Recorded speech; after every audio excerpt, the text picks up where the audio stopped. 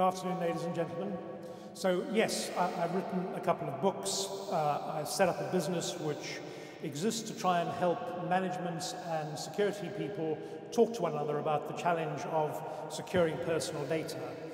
The original book I wrote was called IT Governance because I thought that if anybody was to do anything about data security, it would require board commitment, effort and resources, and my view hasn't changed. Sadly, boards haven't yet completely got their head around what they need to do.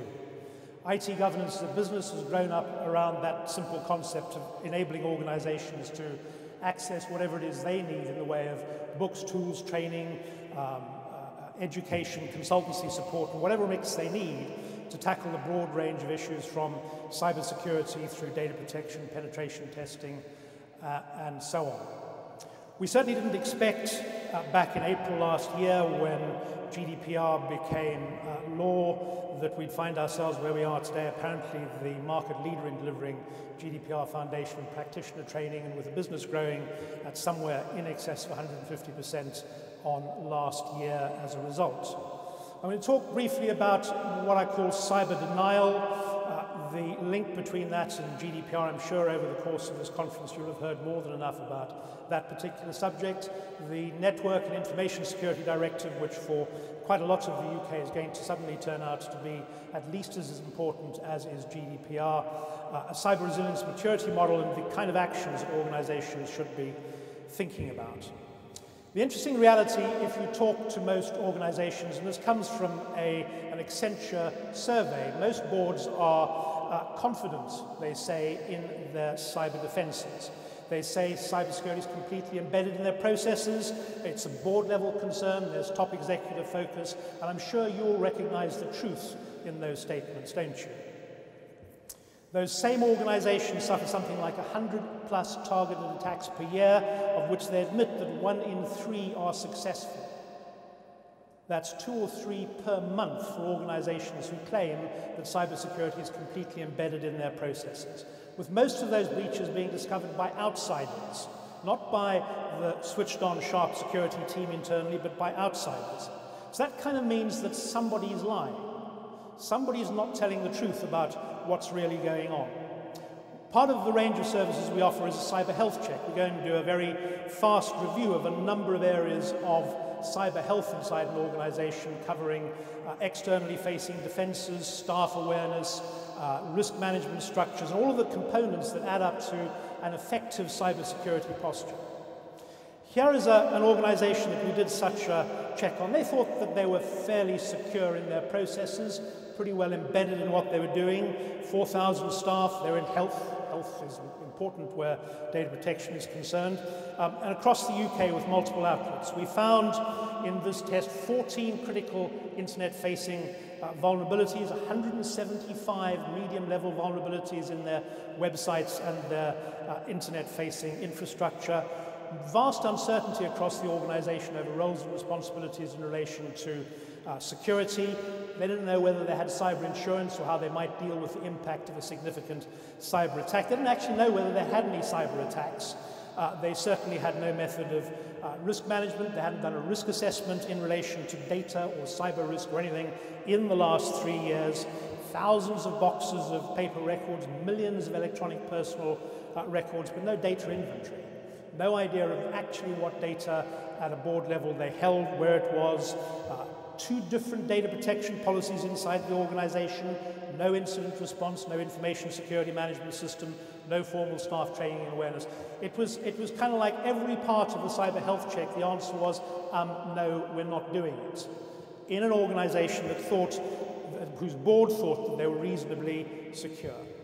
Now, all of you, I'm sure, have a reasonably good sense of what the cyber risk landscape really looks like.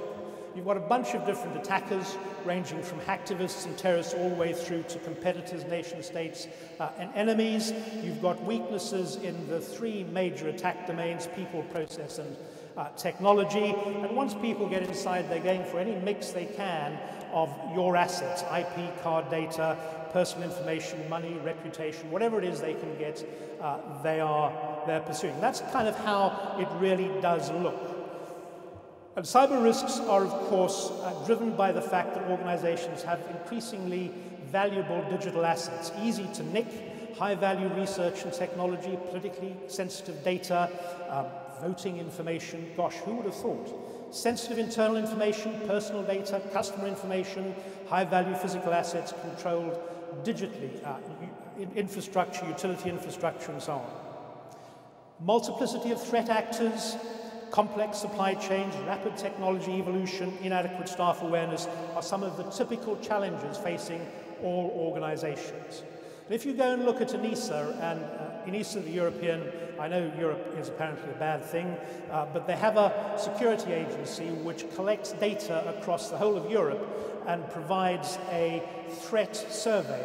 Key trend they talk about in 2016 is what they call the optimization of cyber crime turnover.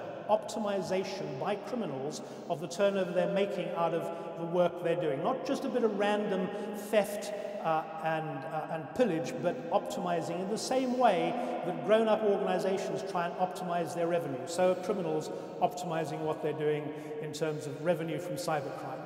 Their superiorities, according to ENISA, start with the fact they're able to mobilize unsecured components on a large scale to create large-scale attack potential. They're talking increasingly about Internet of Things. Very successful extortion attacks, getting high levels of ransom and high levels of victims actually paying, because it's a lot simpler than solving the problem. Of course, when you pay the ransom, they're not going to come back again, are they? They're going to say, thank you, once is enough, we don't need any more money from you. Attackers are good at big, high-impact, multi-layered, multi-channel attacks, multiple channels, multiple threat vectors, and they have large malicious infrastructures that, hey, they know about the cloud too. They're multi-tenanted, they're efficient, they're resilient. They can employ folk without, obviously, employment contracts. They're kind of difficult to enforce in that environment, who earn a lot of money running highly efficient and effective attack systems. The policy conclusion they make is that policymakers should be establishing what they call common denominators for responsibilities, areas of concern, open issues, and courses of action with regard to cybersecurity in general. What that is, we think, is code for it's time for regulation. Now, it's interesting when you look at the data about organizations paying attention to cyber risk. And the data says very clearly that the biggest vulnerability remediation rates happen when organizations are reacting to compulsion, to regulation, not when they're managing risk because they're sensible and grown up and they know they should be managing risk because they've got an obligation to stakeholders and shareholders and everybody to manage risk. No, it's because they are driven by compliance. Vulnerability remediation due to a risk-oriented posture is delivering the lowest remediation rates. That means from a cyber crime, cyber risk, cyber security management perspective, hoping for people to tackle cybersecurity on the basis of this is how to manage your risk is a busted flush. It's quite clearly not delivering results. The Information Commissioner, just to link that through to GDPR, said very clearly that GDPR mandates organizations to put in place comprehensive but proportionate governance measures. She says it's about accountability. It's about board down through the organization accountability for embedding data protection policies and procedures inside the organization. You have to change the culture of the organization, she said. It can't simply be data protection as a bolt-on, it has to be data protection at the heart of what the organization does. A bit like, hey, health and safety, perhaps. And she says some organizations will get that this is a huge competitive advantage. We recognize that a few will have to be dragged kicking and screaming into the arena of data protection. And by the way, we've got some very big sticks. We've got powers with GDPR to exercise significant punishment for people who don't do stuff. And again, you guys will know all of the big headline stuff about GDPR. 4% of annual global turnover is the top level of fine. It applies to effectively the whole of the world that's processing the data of the personal data of European residents, and it comes into force on the 25th of May next year. And by the way, that comes into force. It doesn't mean after that you need to start complying. It means on that day you need to be in compliance. So for all of the organizations who think that January next year is quite a good time to perhaps start thinking about what you might do, you're approximately 18 months late.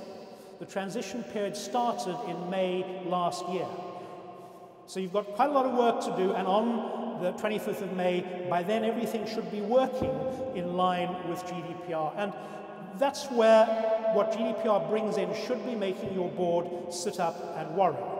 Article 77, data subjects have got the right to lodge a complaint with the supervisory authority because they don't like the way you're processing their data. They don't like the decisions the supervisory authority arrives at, they can get effective judicial remedy, which means go to a court and ask a court to make a finding in their favor. More excitingly, from the data subject's point of view, they've got a right to an effective judicial remedy against a controller or a processor where they feel their rights have been transgressed. And you can imagine somebody saying, I just discovered that you've got records on me going back 20 years. I didn't know they were there. Now that I know, I'm so upset and distressed, I've been unable to go to work. I've been signed off for the rest of my life, and therefore I need to bring a very large financial claim against you. This is going to happen.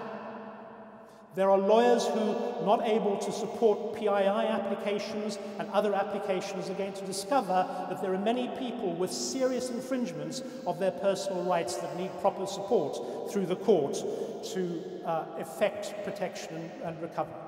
The right to compensation for non-material damage is precisely what I'm talking about. Article 82 says, and there is no ceiling on the non-material damage or the compensation that a person can seek. So that's one way to get into trouble. Let a data subject discover you're doing stuff wrong and bring a complaint against you. The other way to get into trouble is to have a breach. And if anybody here genuinely believes they've never had a breach, I'd really, really be so interested to find out what your evidence is for that.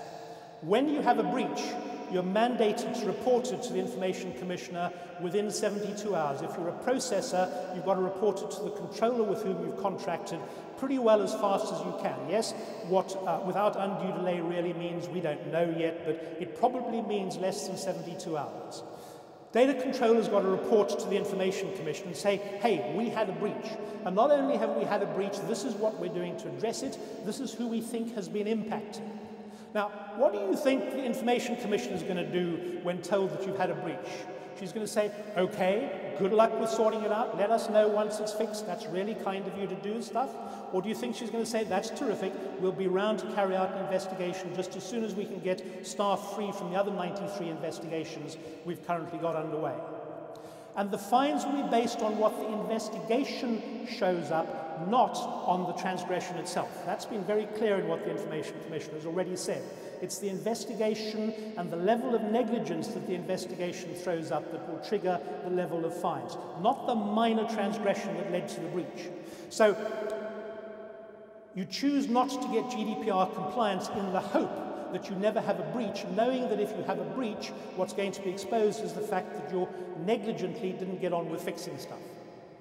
Is it surprising that the government has said it's going to use GDPR as an opportunity to incentivize significant improvements in cyber risk management? The UK government has spotted quite clearly that regulation is what's going to get boards to do something about cyber risk. The government has a cyber risk strategy. That means that Britain is supposed to be the safest place in the world to do business. It gets safe because it can blame the European Union for bringing in these rotten fines.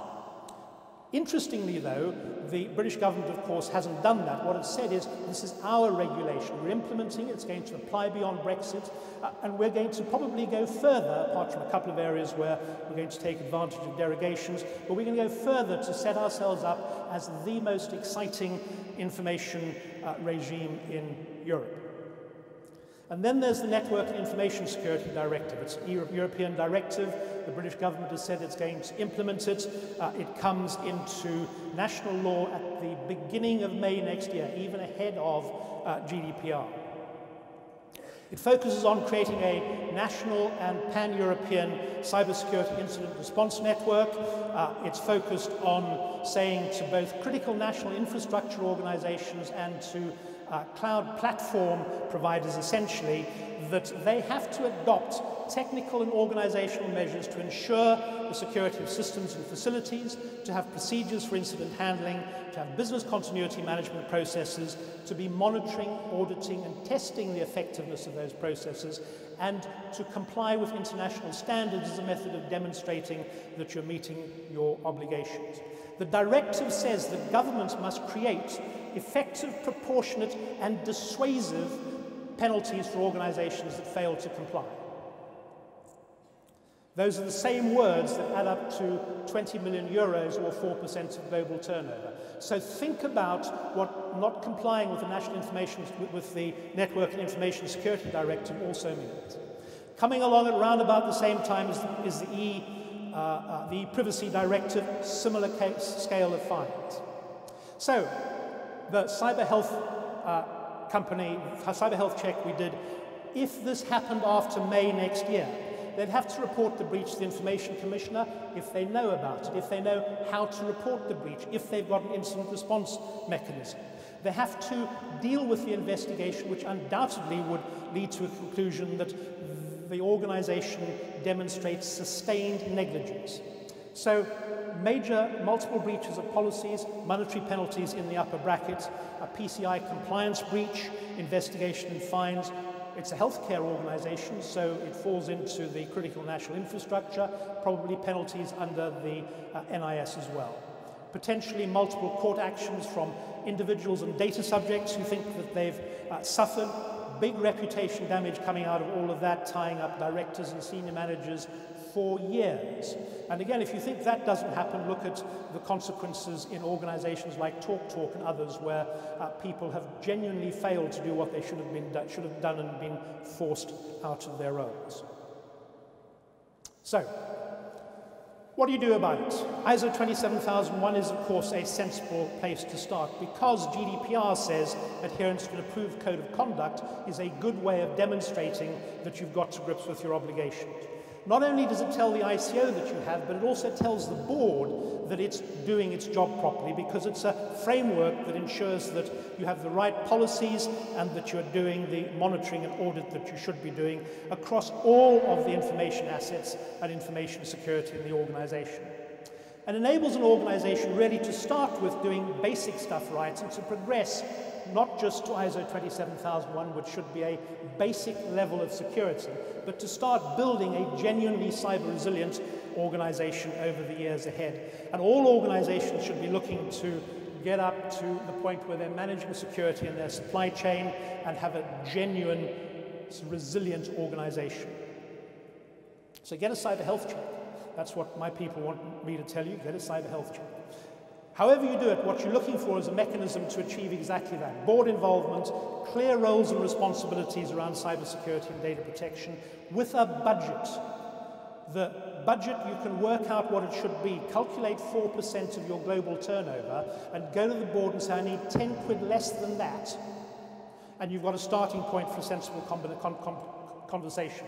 Update, patch, test penetration, encrypt devices, inventory data, all of the things that you can read about in any book or manual on what to do about cybersecurity. It all starts with getting the board on board. And that all increasingly is going to be about saying to the board, if you don't get your head around cybersecurity, the government, the Information Commissioner, is going to get its head around extracting large amounts of money from you. People say, don't do too much with the fear, uncertainty, and doubt. I agree with that. Fear on its own should be driving boards to pay attention to what they should be doing about cybersecurity. Questions, ladies and gentlemen? Yeah. I've got to stop you there. I've applied a little bit of chairman's discretion to let you run over, but your time is up, I'm afraid. Perfect. We're at questions. So. But what you had and what you stated is of vital importance to you all.